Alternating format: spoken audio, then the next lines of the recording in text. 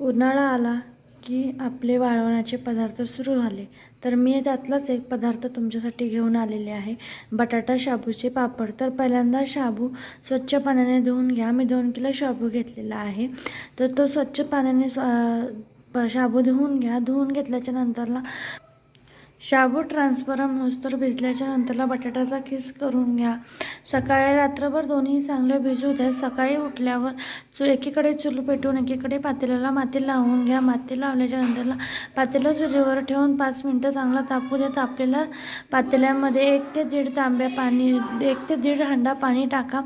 ते पाणी चांगले उकळी आल्याच्या नंतरला त्यामध्ये आपला किसलेला बटाटा टाकून घ्या. नंतरला भिजलेला शाबू चांगला त्यात टाकून घ्यायचा. नंतरला दोन्हीचे मिश्रण एकसारखं करून घ्यायचं.